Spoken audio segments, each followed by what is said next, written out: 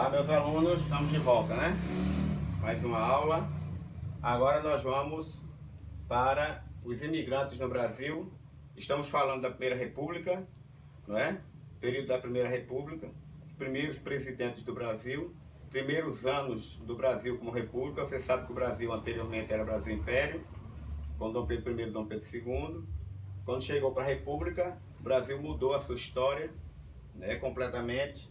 E aí, na Primeira República, houve a industrialização e a urbanização. Nós vimos na aula passada sobre a industrialização e a cidade que mais ganhou em cima desse período foi São Paulo, que era uma cidade pequena, menor que Rio de Janeiro e Salvador, mas cresceu de uma forma a se tornar hoje a maior cidade do Brasil, né? Então, essa industrialização e urbanização estava ligada diretamente à imigração, certo? O que era a imigração? A chegada de estrangeiros, principalmente europeus, no Brasil, ok? Entre 1890, século XIX, até 1930, século XX, cerca de 3,2 milhões de imigrantes vieram para o Brasil em busca de uma vida melhor, ok? Então, veja que não foi pouca gente, não. 3,2, ou seja, 3 milhões e 200 mil imigrantes chegaram aqui no Brasil, certo?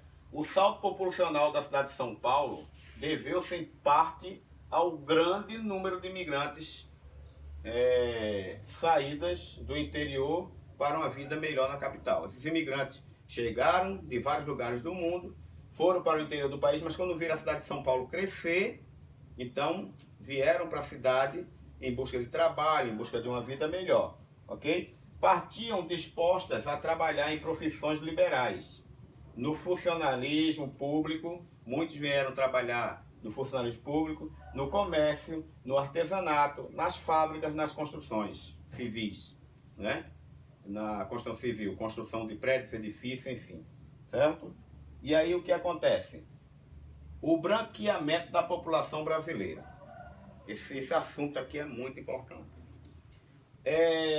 Em meados do século XIX, também do século XVIII e também o século XX, a população brasileira tinha mais negros do que brancos. A maioria era negro. E as autoridades brasileiras, a gente fala de novo naquela questão racial, né? E o Brasil passou, não é de hoje, estavam preocupados com a população ser de maioria negra. E aí o que eles fizeram? O Estado de São Paulo sozinho recebeu 57,7% do total de imigrantes, ok? Pois ofereciam bons atrativos. Os imigrantes vieram para São Paulo, por quê? Porque as empresas, as indústrias de São Paulo pagavam as despesas com passagens das pessoas, dava alojamento para eles e oferecia oportunidade de trabalho. Então, com esses benefícios, muita gente se sentiu atraída a ir a São Paulo e lá estabelecer a sua vida. Por serem de cor branca e católicos, italianos, portugueses e espanhóis foram os imigrantes preferidos das autoridades e dos fazendeiros brasileiros. Você tem uma ideia? Entre os europeus, o número que mais chegou ao Brasil foram de italianos, ok? Depois, acompanhados de espanhóis, muitos portugueses que aqui estavam, né? Ingleses também, mas a maioria dos imigrantes eram italianos. Também vieram muitos japoneses, certo? Para cá também, uma leva grande de japonês.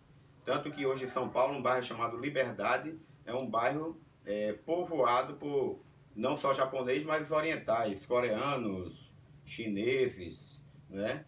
Ali em São Paulo. Então, para você ter uma ideia, os mais aceitos dos imigrantes, porque vieram muitos imigrantes da África também. Você sabe que nesse tempo da Primeira República não havia mais escravos, mas muitos africanos vinham para tentar melhor qualidade de vida, não é? A elite brasileira, olha só, acreditava na superioridade do europeu por serem brancos e por terem colonizado muitas partes do mundo, e no branqueamento da população brasileira por meio da miscigenação. Você tem uma ideia, em 1823, chegaram ao Brasil muitos imigrantes. Depois que os portos brasileiros foram abertos, em 1810, por Dom João VI, né, ainda rei de Portugal, então muitos imigrantes vieram para o Brasil, certo? E muitos deles italianos, muitos deles alemães e tal, vieram para o Brasil e foram se estabelecer em lugares frios do Brasil para sentir a mesma sensação da Europa. Então muitos foram para o sul do país. E você vê que o Nordeste, que é bem mais quente no seu clima do que o sul, tem menor incidência de imigrantes do que no sul do país, né? Então, o governo brasileiro autorizou essas coisas para que esses brancos pudessem branquear a raça brasileira. Eles temiam a questão do Brasil ter a sua maioria negra, para você ter uma ideia naquele tempo como era a situação, não é? Então eles chamavam, diziam que essa miscigenação tinha que acontecer com brancos. E aí esses imigrantes vinham, né, e eram aceitos por serem brancos.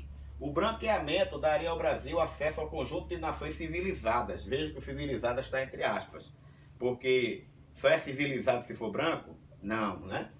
Em 1911, o médico João Batista de Lacerda, que foi representante brasileiro nesse congresso que aconteceu das nações, olha o que ele disse, viu?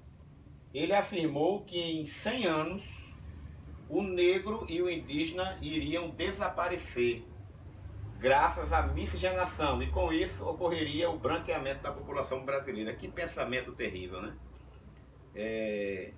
Infiltrar brancos estrangeiros na população brasileira para fazer desaparecer o indígena e o negro, né? E principalmente o indígena, que eram os verdadeiros brasileiros, né? Que estavam aqui nessa terra antes de os brancos europeus chegarem. Então esse era o clima da época na questão da miscigenação, tá?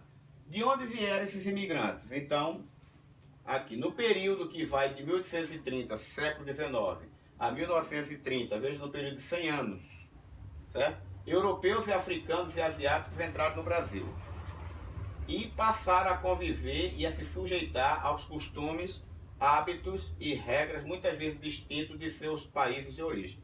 Naquela novela Terra Nostra, que passou na televisão, os italianos chegaram aqui e foram ser trabalhadores nas fazendas dos brasileiros brancos, né? Aqueles coronéis e tudo mais, eles se sujeitaram quase a um trabalho igual aos escravos. A diferença é que eles recebiam salário, né? Mas vieram da Europa e tiveram que submeter, às vezes abrindo mão dos seus costumes e tudo, né? No entanto, foi a partir do século XIX, veja que aqui nós temos o século XIX, a partir de 1830, que os movimentos imigratórios se tornaram mais intensos. Como a gente colocou aqui, a partir do século XIX, 1830, ok?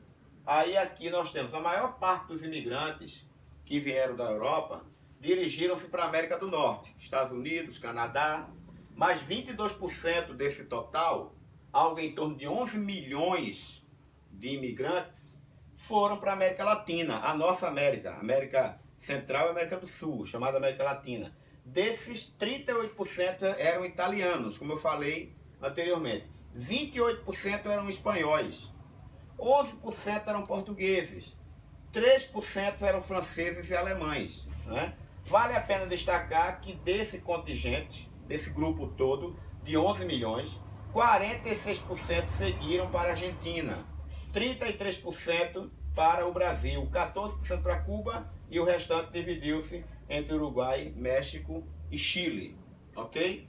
Então, assim ficou a divisão. E aqui agora, uma atividade para você dentro dessa aula. Falamos hoje dos imigrantes no Brasil, certo? E qual a importância deles aqui entre nós, nos momentos em que eles vieram aqui, estão até hoje no Brasil com seus descendentes. A atividade de vocês no nono ano, fazer uma pesquisa usando livros, revistas e internet, o que você puder encontrar, para saber quantos imigrantes temos na Paraíba. Pesquise isso. Quantos imigrantes temos aqui no estado da Paraíba hoje? Tem esses dados. Saber quantos tem. Em que período chegaram? Quando foi que os imigrantes chegaram aqui? Em que período eles começaram a chegar no estado da Paraíba? Se é que chegou alguém, não é? E quais as suas nacionalidades? Vieram de qual país?